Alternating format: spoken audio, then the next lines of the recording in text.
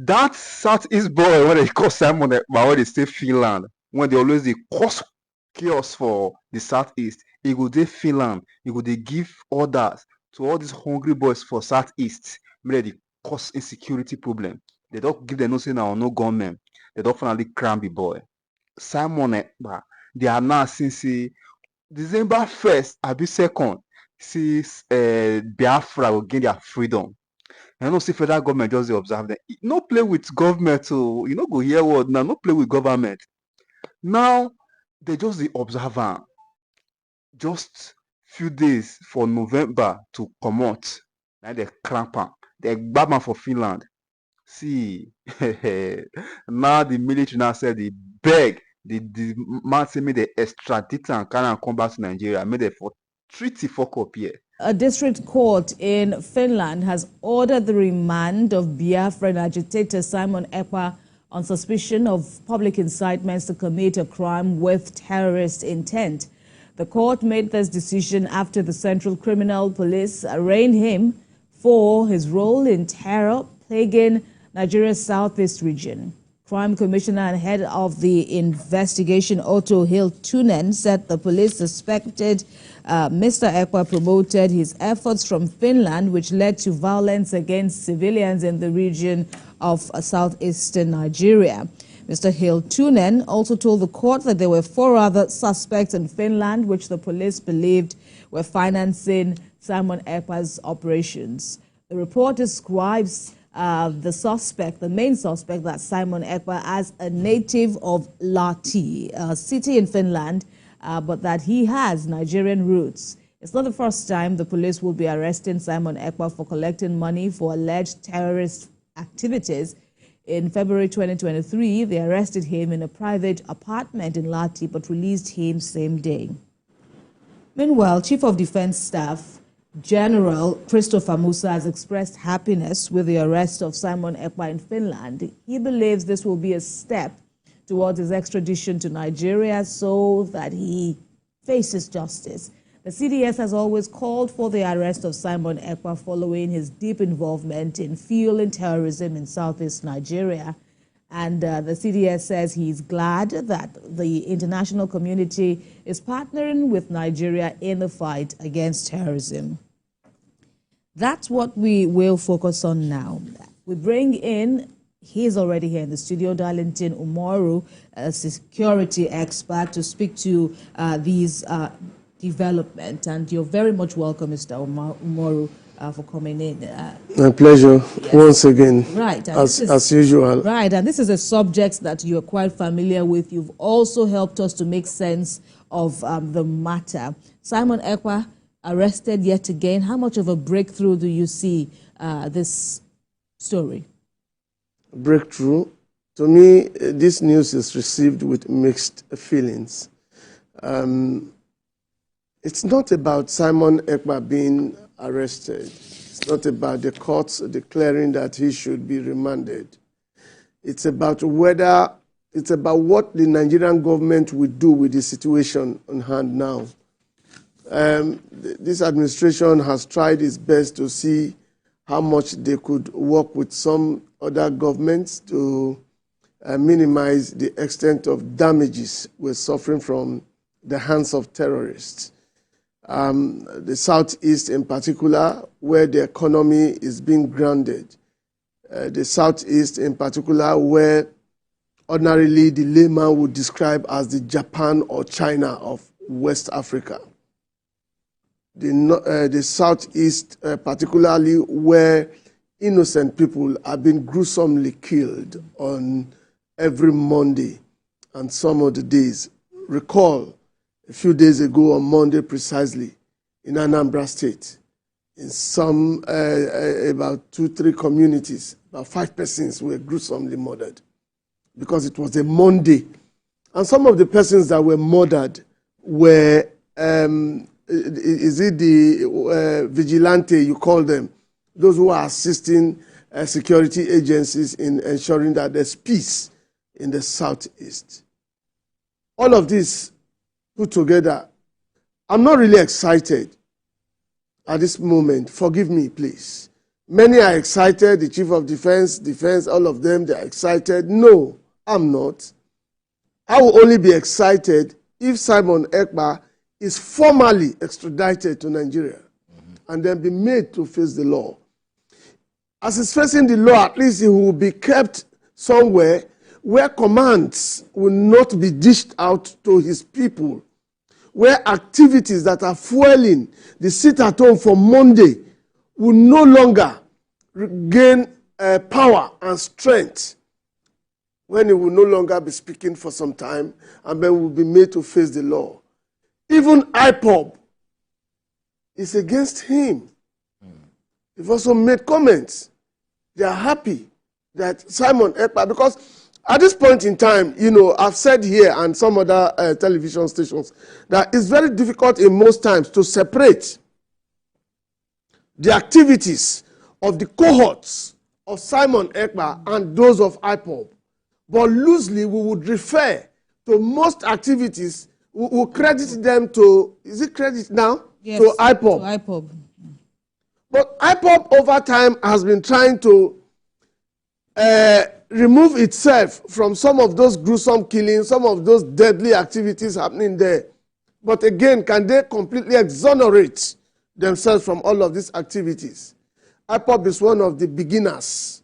Simon Ekpa apparently could have been a fallout of the activities of IPOB. Could have been. I'm not excited at this point in time.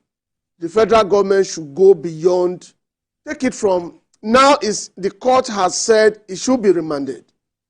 What diplomatic roles do we need to play to work with the Finnish government to ensuring that from that remand custody, after answering questions, then it should be made to come to the country where these activities are suspected in Finland are really been taking place. And that is where I want to take it up with you, because if the defense headquarters has expressed, hope for his extradition to face justice, IPOB is excited. So many people are excited, even some people in the Southeast, just like you've said, are quite excited. But you're also concerned about whether he would be extradited to Nigeria or not. But, because it's not the first time he's been arrested. Yes, you said that. Yes, but then what legal and diplomatic hurdles could arise in securing Simon Ekpa's extradition, given his Finnish citizenship and his international terroristic activities? That is the challenge. He's a citizen of Finland.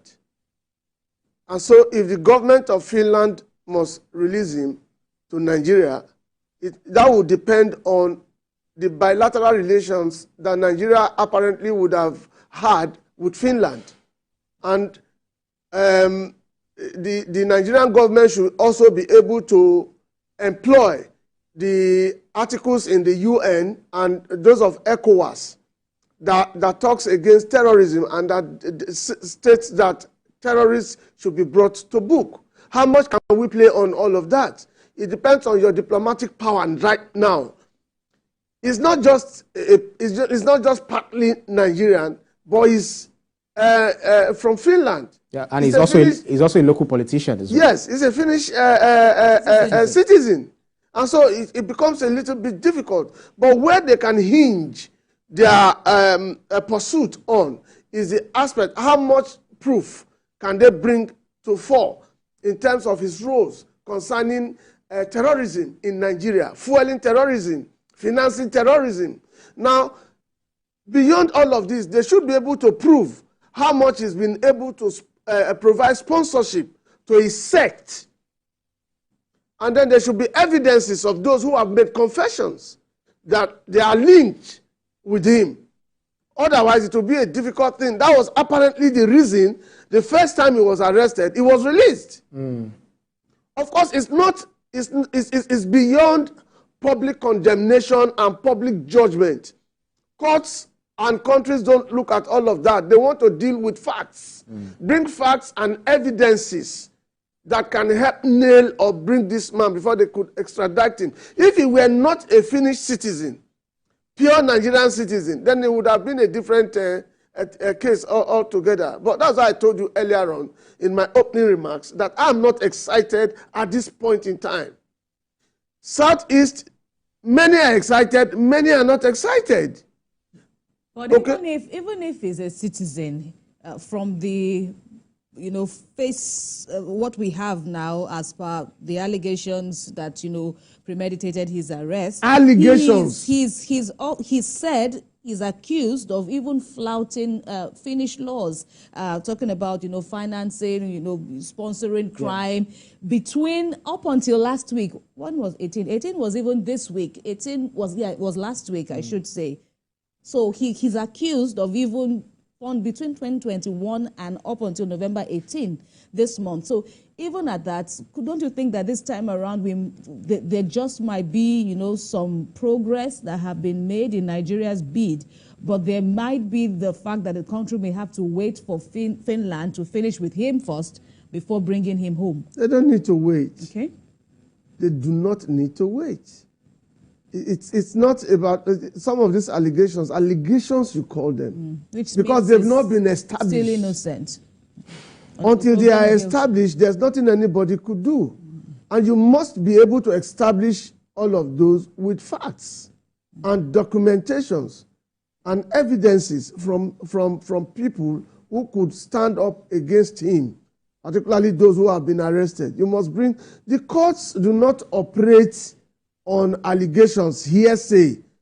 I could come here to say anything I want to say, but do I have the facts to back them up? As much as I don't have if I don't have real proofs beyond reasonable doubt, it will be thrown out. And talking about proof. Right. How much of proof would one need? Talking about proof, they've already established the fact that he has been running this alleged crimes. Who has established? They've already stated. Who has established? I take your point, but let us look at the elements of this case. It has been stated, according to Finland, that he has been running these crimes. He has been organizing these crimes on the in basis, Southeast, what you on do his not social know, media what platforms. you do not know, what you do not perhaps know that is silent is that there are petitions. Right. So if the petitions now, we have petitions from several Nigerians. Talking about petitions, we have from several Nigerians, several individuals outside the shores of Nigeria that have been calling for his arrest. And the Nigerian government. That have been calling for his arrest. The question that I want to ask now is this issue of proof. If you look at the comments that he has been making across social media, calling for people to sponsor crime, $10,000 from men, from women every month, and all of these several things that he has been, spewing on social media, aren't they inciting enough? They're inciting, but you have to prove them beyond every reasonable doubt. What kind of proof are you talking about? It's before the courts. Okay. What kind of proof are you talking about? It's the courts. Because, for instance, I could provide documents that may not have been backed up. That he said this, some of these things, it goes to the court and says he's not guilty. The moment he says he's not guilty, it's now up to you to begin to provide those concrete documents to the court to look into, and then begin to say, yes, you were involved in this. These are proofs. You were involved in this with this person. This is a proof. And then you also need persons to come stand as witnesses. Against so in this that's case, why in most times, that's why in most times we say the law is an ass. Yeah. You could catch a criminal now in the act and take him to court, right? That same man, that case may be thrown out. You caught him red-handed, right? But you're unable to provide enough evidences. You've seen cases where EFCC, DSS, and the rest of them will take some persons to court, particularly past politicians. At the end of the day, what happened? For corruption. At the end of the day, what happens? Maybe some the way the courts sees some of these things, the way countries, particularly when it has to do with their citizens, perceive some of these things, we say, yes, it's been in the social media, yes, it's sponsored a lot, yes, some of these things but it's not enough to just come say it. Well, if that's you're talking about, I am making. That's the reason you also I am not excited now. You also said on social media and all of that. That's enough proof, because when you have someone set up a ring light, throw invective. This Simon Ekpa has called virtually everyone a terrorist, including myself sitting here, BKO. Some of our programs. I even saw it on his page on Twitter as we're speaking, cropping taking a snippet out of one of the interviews we had with the defense headquarters. What's it called?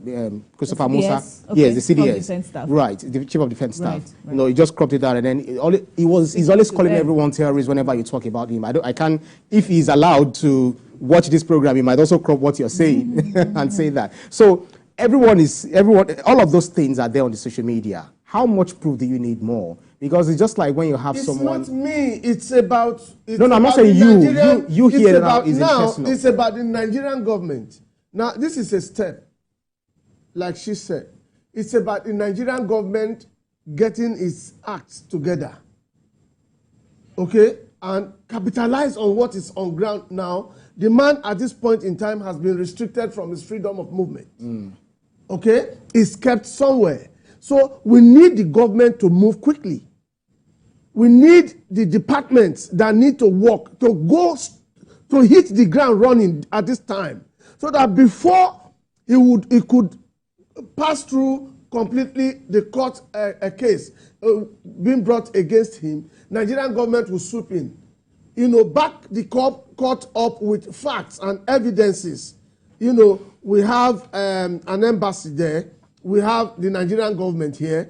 We could use all of the embassy there to achieve what we want to achieve. It's a great opportunity for us if the Finnish government itself has taken up a case against him on the same topic, terrorism.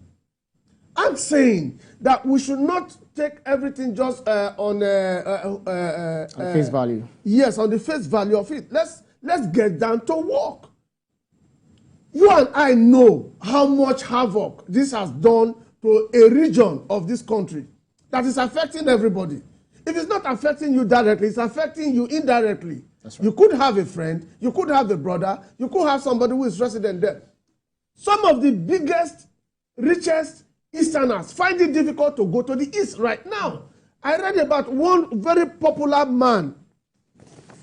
He says he's finding it difficult to go to the Southeast. December has come. The Southeast used to be a beehive of social activities where all over the world, wherever they are, they come back home. Some persons were arrested in Lagos, some criminals who came from Southeast to hit Ladipo, and the police were smart enough. For those who were arrested, they said, because these big men don't come back home anymore. And so they had to begin to trace them outside the Southeast. So we are all affected. You know, the worst thing that can happen to a man, that you feel like going back to your roots, but you are afraid to go back to your roots. That's right. Because you might not return. We have seen situations where even those who came from abroad couldn't go back. We've seen situations where on Mondays, prominent Nigerians have been killed. All right. What has the governors in the Southeast been able to do? All right. Let's ask further, Mr. Omoru. So first it was Nnamdi Kanu.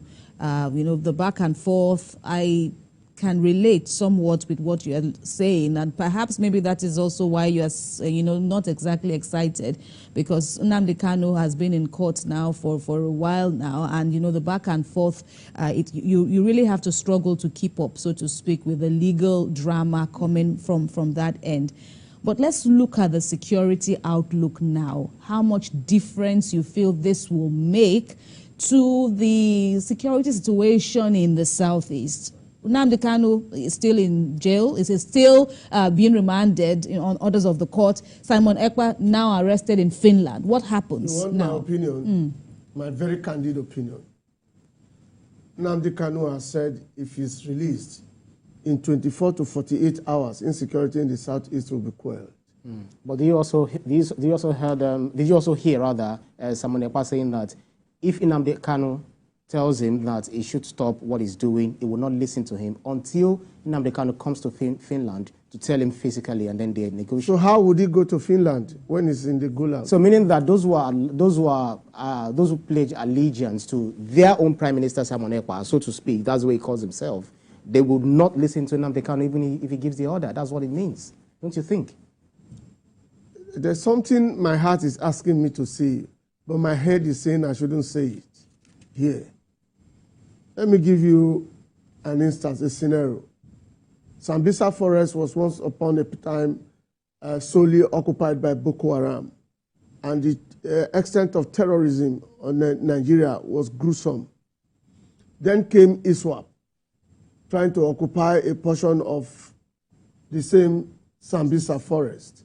What did we have? It became an advantage to Nigerian military and Nigerians because the fight was now between the two terrorist groups as per who takes over Sambisa forest and who takes charge. Supremacy battle. And then that helped the Nigerian government and the Nigerian people when ISWAP took on Shekau. Today, Shekau is history. Shekau is history not by your strength, but by the infighting between these two groups. As per who takes over Sambisa forest, I leave the matter there. Okay. So draw your conclusion. Well, it's different region, different people are involved. It's relative. It's quite dynamic. Draw your conclusion. Release Nnamdi Kanu. IPOB is not in support of the self-acclaimed prime minister of Biafra sect. Nnamdi Kanu has said release him. The court has said release him. True or false? Now, the majority of the Southeast, and how do we now draw a clear line between who is responsible for the nefarious, for this gruesome killing in the Southeast when Nnamdi Kanu is still there? IPOB has repeatedly told Nigerians that they are not involved in the sit-at-home for Monday, and they are not involved in many of the killings that are being credited to them. Simon Ekpa has not shied away from that. And then Nnamdi Kanu, he didn't start this movement for Biafra. But he championed, He championed a section. Yeah. And he has said, let me go and I will settle what is happening in the Southeast. Why not give him a thought? Why not give that a thought? Why not give him a trial? Why not releasing Nnamdi Kanu to his people? Especially with the and then hold him responsible if he does not bring back peace. I scored in the Southeast. I worked in the Southeast. I served this nation under the Nigerian Youth Service Corps in the Southeast. You were going somewhere. But Mr. Omoru, okay, so you've had your say on the issue. You feel that this is a matter that he should be released. But would it be an unconditional release? Help us to, understand how somebody who is being prosecuted for these heinous offenses, these alleged offenses, treasonable offenses and all that, and you know what that carries if one is found guilty. But if, for the sake of peace in that region, what conditions should be attached to this if it is positively considered by the government? Allow Nnamdi Kanu go home. I've not said release him unconditionally. If the courts, the judiciary, has said he should be released, the court should set the conditions and then let him be released. And then let Nnamdi Kanu, if Simon Ekpa has said that he would not respect the opinion of Nnamdi Kanu up until they both sit. They both know it. They both are fighting, they are on the same struggle. And there's a reason for him to have said that he will want two of them to sit down and look at each other eyeball to eyeball and then talk with themselves and then reach at an agreement. Why not bestow that responsibility on Nnamdi Kanu at this point in time? And then let him fail. If the court has said release him, why won't you respect the court? Release him on the conditions or conditionalities that the court will submit. Extradite, work on the extradition of Simon Ekpa to Nigeria. Perhaps that meeting could be taking place in Nigeria and not in Finland. If you succeed or succeeded in bringing Simon Ekpa to Nigeria to answer for his own crime. But at this point in time, we want to distinguish in clear courts who is responsible for the bigger crime in the Southeast. Why should the sit-at-home Monday thing, the state apparatus has not been able to provide succor to that extent in the southeast. So what do you need at this point in time? There's what is called the non-kinetic approach when it comes to terrorism, certainly matters that has to do with terrorism. It's not all the time you use force. It's not. You remember a certain Irabo, with the Nigerian military, the Nigerian security apparatus, they tried all they could to release the men who were taken from the train that was on the corridor of Abuja, Kaduna. You remember? But they didn't succeed. People were paying ransom, and then some were being tortured. But it got to a time, Irabo constituted a committee and asked them to work on the bandits. At the end of the day, what did we get? We got everybody released. Non-kinetic approach. But if you bring in, sorry, 1 second. Right. If you release Nnamdi Kanu, as generally been demanded, not just within Nigeria, but by some part of the international community, and then let the court fix the conditionalities and then police him closely. Give him the task. Let me give you another instance. A certain Tompolo recently accused the Navy, a section of the military. He fingered them as being part of the problem of oil in the Niger Delta. True or false? A certain Tompolo was a non-state actor at a point in time in this country. That's right. But that certain Tompolo who took arms against the nation is now being used. He ran away when the country needed to arrest him, but he came back. A certain government discovered that you need to use. I don't want to use the expression in my head now to say what I want to say. Right. You need to use. But the one who knows the path to champion the cause. Your head is on top of your neck. So let me not use the expression that was coming to me. But today we have achieved, the Nigerian oil production has increased.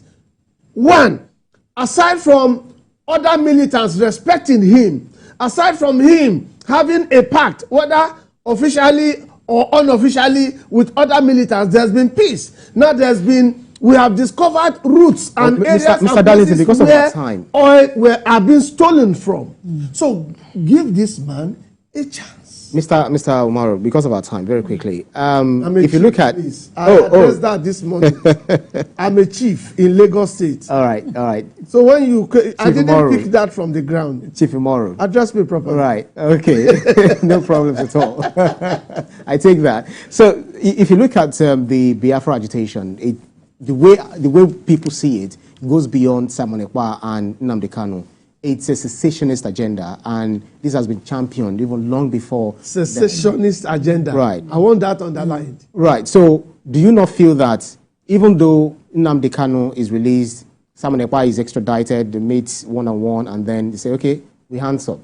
Do you think Biafra agitation would definitely go down? I answer it with this. Once upon a time, in the Niger Delta, there was war. The Nigerian government could not export the amount of barrels of oil that was credited to her through OPEC. But when when Jonathan came, the Jonathan Yaradua administration, when Jonathan came, Jonathan introduced something. Drop your arms and be paid. Drop your arms, let your children be trained. These were some of the demands of the people of Niger Delta. That was done. Today you have peace in the Niger Delta. Asking for amnesty for the people of the so if you have what is happening there now, the first thing, when you don't have security, there cannot be peace. There's no amount of negotiation you can achieve in the face of insecurity. First, stop the fighting and killing. Allow Monday activities to resume. Saturday, Sunday, and Monday free. And then the economy of the nation is affected. The economy of the Southeast is grounded. There's so much palpable fear by the people of the Southeast. Beyond Mondays, they don't even go out. I just referred you to Monday. This Monday that just went by. How many persons were slaughtered in their own blood? So the first we need There must be peace. If the two of them agree and talk to their people, but that is not where the biggest problem lies. Then I expected you to ask me, how would those firearms be recovered? Because they are in the, can even IPOB rein in on these boys or these individuals that have the arms? Does IPOB even know them all? Well, I don't think I have an answer to that because I'm not a part of them. But the truth is, the biggest challenge I have said in the world today is arming any group. It's very easy to purchase these firearms and ammunition and arming a group or a sect to do a particular job. But the most biggest thing is, can you disarm them at the end of the day? Can you recover all of the arms? Now, look at this. Peradventure, these two persons come together to say, okay, drop your arms. We have agreed to embrace peace. I do not think all of these arms can be recovered. And the few ones that may not be recovered may now be channeled into banditry. That's right. Banditry in the sense of armed robbery. You know, here in this part of the world, when we say banditry, we loosely refer to kidnapping and collecting of ransom. But armed robbery is also a part of banditry. All right. Security expert Darlington Umoru, we thank you very much. We will definitely have to bring you back to speak more on this and other related issues. We thank you very much for always, Chief Umoru. My pleasure being here again. You understand? This is very, very important because that guy, they cause problem for Southeast. This security one with the face for the country for Southeast. Now that guy, he could just they Finland carry ring light, set camera, could they give order to all these hungry boys for Southeast? Or they cause problem up and down. You understand? Government no be your mate to guy. As if they won't ignore, they will just ignore you, but they won't plot your graph. If they won't plot your graph, your man no go touch ground.